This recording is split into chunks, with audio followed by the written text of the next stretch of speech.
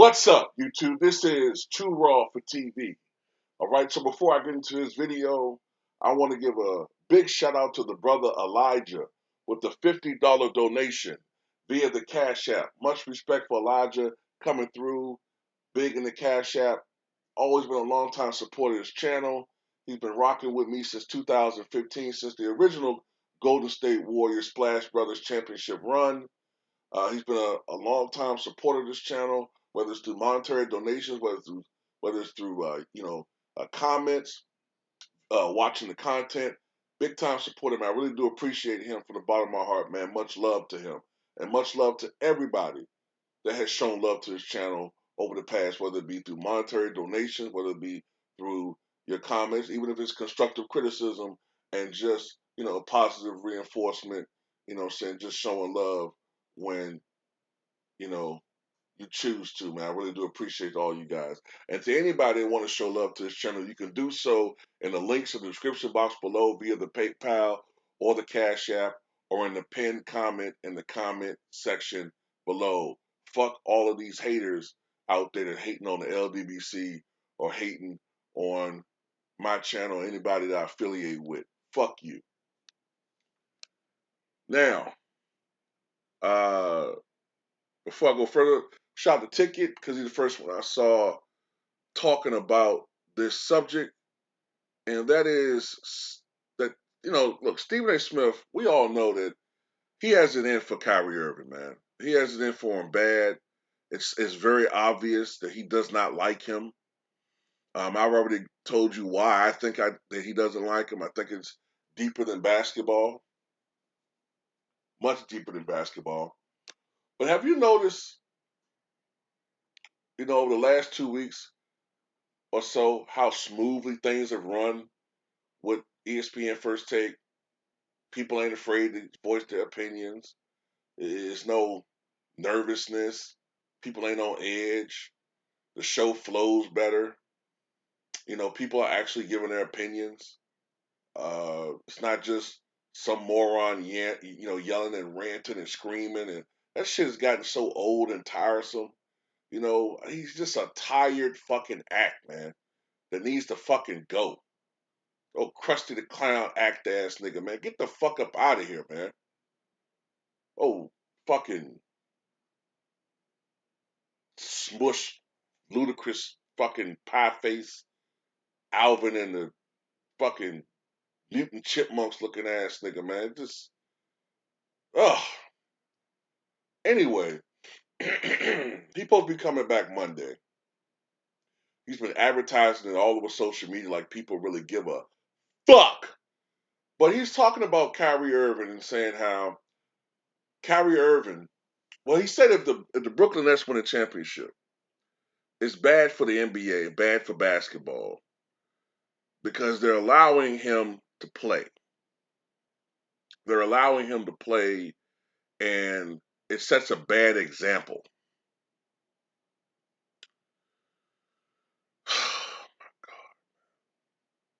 I wish this dirty lip bitch had the same energy for the Kirk Cousins of the world. I wish he had the same energy for the Aaron Rodgers of the world. Okay? I wish he had the same energy for the John Stocktons and all these other people who are much more anti-elixir than Kyrie. Kyrie comes across as just more or less pro-choice, as opposed to the other individuals who I named, who are largely anti-elixir. Prominently Carson Wentz, right? But when it comes to them, he's crickets. But we know why that is, because he's a good boy. He's a good company boy, trained like a lap dog to hate on other dogs. That's what he do. That's what he do. Good boy. Good boy. Look, I'm not a huge Brooklyn Nets fan but it's for a different reason. I'm not a fan of deck stacking. All right? That's a whole different conversation. But he doesn't like him because supposedly he thinks Kyrie shouldn't be able to play. Which doesn't make any sense because even if you go by the current laws and guidelines, he should be able to play road games. But because of the media scrutiny that you and all these other fucking, journalists, I use that term loosely, going after this man, making him out to be a criminal, making him out to be worse than goddamn Robert Durst, who just passed away, who's a murderer, okay? Oh, excuse me, life deleter. May not be worse than him. So they felt compelled to say, well, okay, well, we should let him play. But why? Why? Because he chose not to take the elixir? You act like this man's a criminal. I've never seen anything before like this in my life.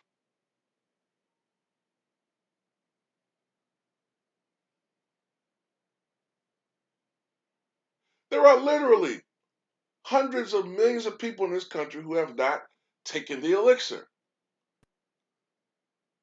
Now you can have your own judgment as to why, whether or not they did it or whether they shouldn't have done it, whatever.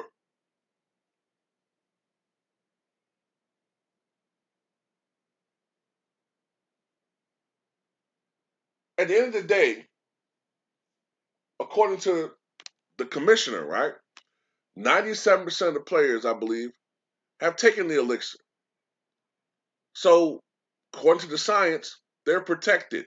At least they're protected to the point where they're not going to get overly sick from it, right? So, if anybody is at risk, it's Kyrie Irving. He's the one at risk. He's the one that's not protected. And anyway, all the players who are protected are getting it anyway. So I don't really see the argument with these motherfuckers anymore.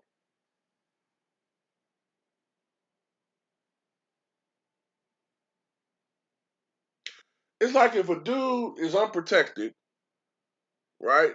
If a dude is unprotected, but he's having sex with women who do have contraception and have, and are protected.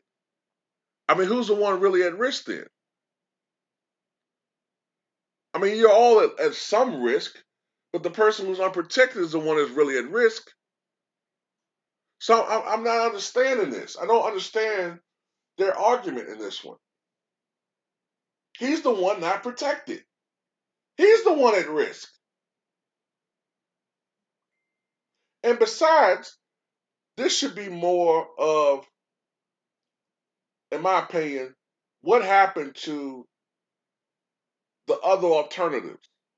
Aren't these players still wearing masks? Aren't they still practicing social distancing? Shouldn't they still be doing rigorous hand washing? Making sure your hygiene is up to par. That's part of the fucking problem. Part of the problem is when people start taking the elixir, they think it was a cure, and they stop doing the other fucking thing. Kyrie is still wearing masks. People still isolating, still staring for each other. So what the fuck is the problem? Matter of fact, I just saw something about the new remixed version. Whereas the best thing you can do is stay the fuck away from other people. We were doing that before. So I don't get, I just don't understand this thing. It doesn't make any sense to me. It doesn't make any fucking sense.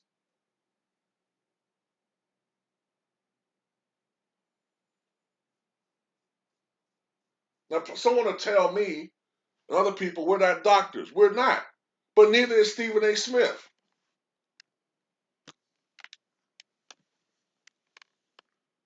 Stop telling another fucking man what he should be doing if you're not a fucking doctor. Period. Shut the fuck up.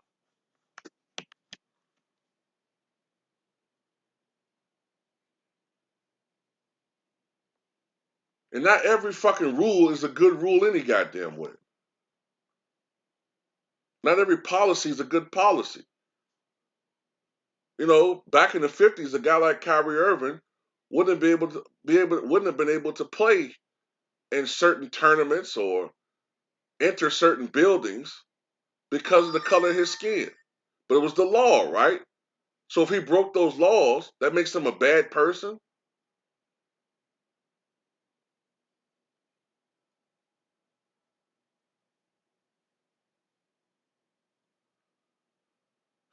I don't know, man. It's annoying because it's so obvious to me.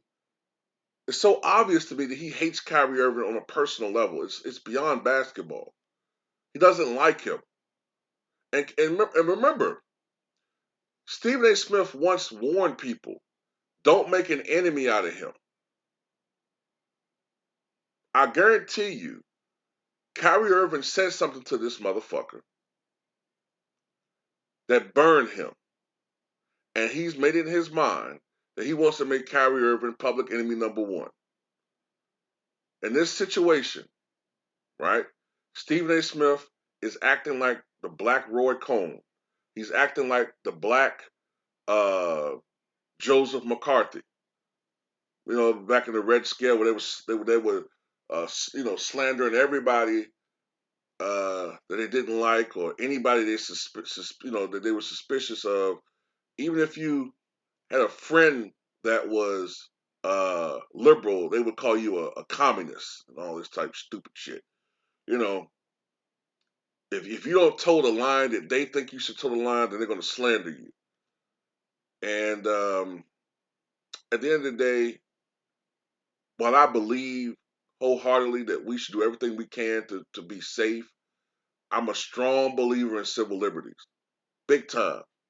And I don't like any fucking law that mandates that you have to take an elixir. This is the first time that the government has ever put this much pressure on Americans to take an elixir. And we've been through pandemics before. Even when we went through the great pandemic of 100 years ago, the government did not mandate that citizens take anything. And vaccines have been around since the late 1800s, folks. So, no, I have a problem with it, especially with a elixir that has just been created and an elixir that studies have shown, not me, I'm not making this up, studies have shown it can cause clotting issues. Studies have shown some other things I'm not even going to mention, okay? So that's all I'm going to say about it. Tell me what you guys think.